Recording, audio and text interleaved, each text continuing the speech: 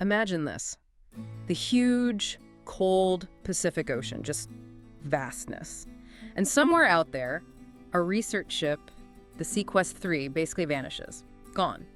Along with its crew, seasoned researchers. It's a mystery that really makes you question what we think we know about the deep sea.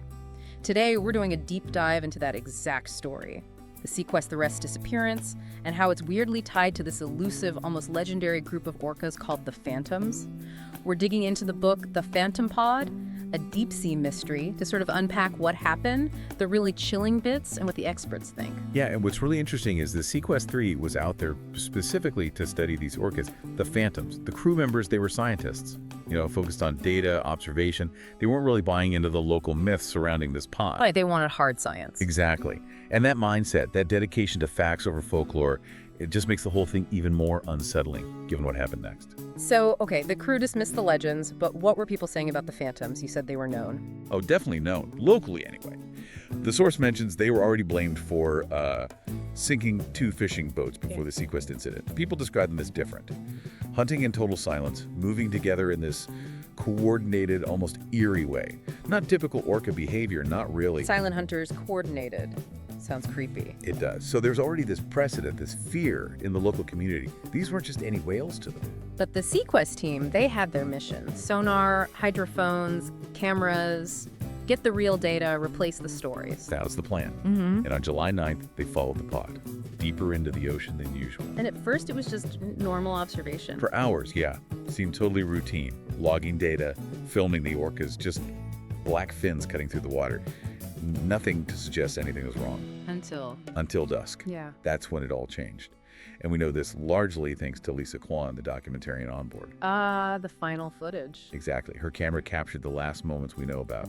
She became the unintentional final witness. Okay, so what did her camera actually show? What was happening in those last minutes? Pretty disturbing stuff. The footage apparently shows 4 orcas circling the Sequest 3. Just circling. And then a 5th one does something really strange. It dives deep, directly underneath the vessel. Underneath. Right beneath them. And then, bam, a loud impact. Violent. Shook the whole ship.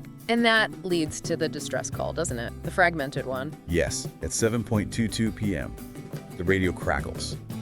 You hear something like, "They're surrounding us. This isn't normal." Blees said... And then just static. Abrupt silence. Utterly chilling. So the Coast Guard shows up the next morning. What do they find? Just wreckage, debris floating on the surface. But crucially, no bodies, no deployed life rafts, no sign whatsoever that anyone survived. Nothing. Wow. But they must have recovered some evidence from the wreckage itself, something that pointed towards what happened. They did find a few key items. There was a life buoy, scorched for some reason. Lisa Kwan's camera, amazingly, partially submerged but recovered. And the most telling thing, deep gouges in the hull fragments, like torn into the metal. Really unnatural looking damage. Gouges, not like a collision. Doesn't seem like it. More like claws or teeth, but on a massive scale. And then you have the sonar logs from the ship itself, recovered from the data recorders. And what did the experts make of those? They were shocked. One marine expert quoted in the source didn't pull any punches. He called it a coordinated ambush. An ambush by orcas. That was his assessment. The sonar data apparently showed the orcas weren't just randomly attacking, they were using tactics. Things like flanking the vessel, the deep dive we mentioned probably aimed at the rudder or propellers, disabling the ship's navigation systems. It sounded like, military precision. Military precision from killer whales. That's hard to process. It forces you to ask the big question then. Why? Exactly. Why would they do that? The source lays out 2 main theories that emerged. Okay, what are they? Theory 1 is revenge. The idea that this specific pod, the Phantoms, had some kind of traumatic past involving humans. Maybe they were targeted, hurt, and this was retaliation. Retaliation, so memory intent. Right. Suggesting a level of cognition, maybe even emotion, that we don't usually attribute to marine mammals in this way. It's a big leap. And the second theory? A territorial warning. Basically a brutal message. Yeah. Stay out of our waters, don't come back. A very definitive, very violent keep out sign. Both theories point to something beyond just random animal aggression, something deliberate. Deliberate, coordinated, intelligent.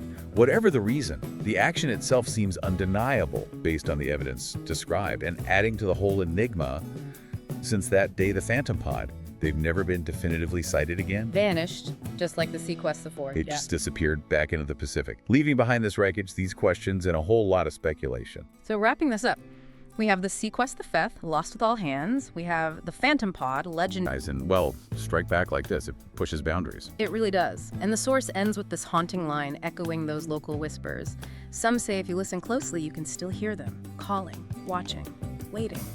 The ocean remembers, and sometimes it strikes back. Gives you chills, thinking about the vast unknown power just beneath the waves. Something for all of us to ponder, I think.